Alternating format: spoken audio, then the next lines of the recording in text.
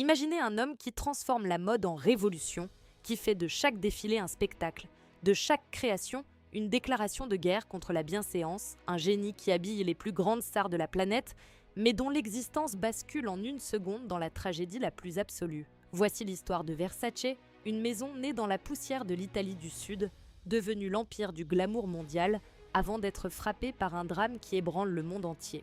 Nous sommes en 1946, à Reggio de Calabre, une petite ville du sud de l'Italie où la pauvreté côtoie l'espoir. Dans une modeste maison, naît Gianni Versace, second fils d'une famille qui ne possède rien d'autre que ses rêves. Son père Antonio vend des appareils électroménagers. Sa mère Francesca tient une petite boutique de couture. Rien ne laisse présager qu'un jour, le nom Versace brillera sur les Champs-Élysées et dans les rues de Milan. Mais dès son plus jeune âge, quelque chose d'extraordinaire se manifeste chez Gianni.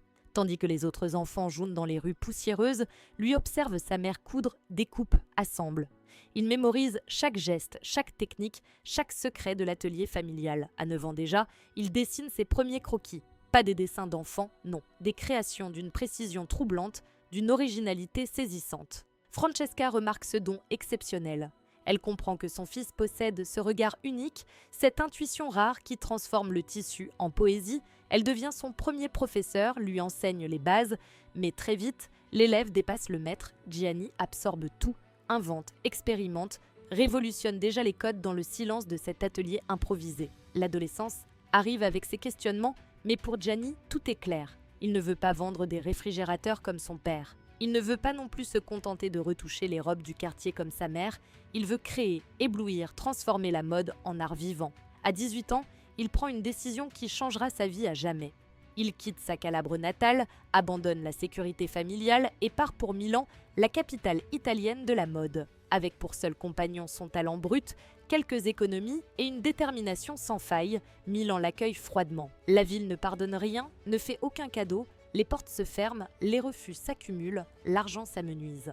Mais Gianni refuse d'abandonner, il frappe à chaque porte, présente ses créations à tous ceux qui acceptent de les regarder. Et puis, un jour, le miracle se produit. Chez Florentino Ferretti, une maison de couture milanaise, on reconnaît enfin son génie. Gianni devient styliste, puis rapidement directeur artistique. Ses créations font sensation. Des robes qui épousent le corps comme une seconde peau, des couleurs audacieuses qui défient les conventions, des motifs grecs antiques mélangés à la modernité la plus pure. En 1978, à 32 ans, Gianni franchit le pas décisif. Il fonde sa propre maison, Versace.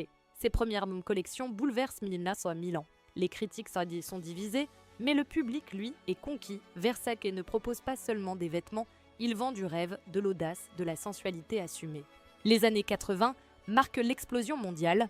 Versace habille Madonna, Elton John, Princesse Diana. Ces défilés deviennent des événements planétaires. Les mannequins ne défilent plus, elles règnent. Naomi Campbell, Cindy Crawford, Linda Evangelista transforment chaque présentation en spectacle grandiose. Donatella, sa sœur cadette, devient son bras droit. Santo, son frère aîné, gère l'empire financier. Ensemble, ils bâtissent un royaume où luxe rime avec excès, où chaque création repousse les limites du possible. Mais le succès attire les regards, y compris les plus sombres. Le 15 juillet 1997, devant sa villa de Miami Beach, Gianni Versace tombe sous les balles d'Andrew Cunanan, un tueur en série en cavale. L'onde de choc est planétaire. Le monde de la mode pleure son prince, l'Italie perd son ambassadeur du glamour. Donatella reprend les rênes, tremblante mais déterminée. Elle doit faire face aux doutes, aux critiques, à la pression énorme de succéder à un génie. Les premières années sont difficiles, les collections mitigées, certains prédisent la fin de Versace.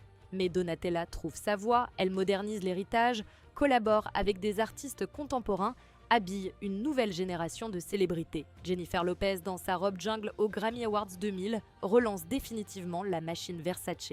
Aujourd'hui, la maison Versace continue de briller. Rachetée par Michael Kors en 2018 pour plus de 2 milliards d'euros, elle reste fidèle à l'esprit de son fondateur.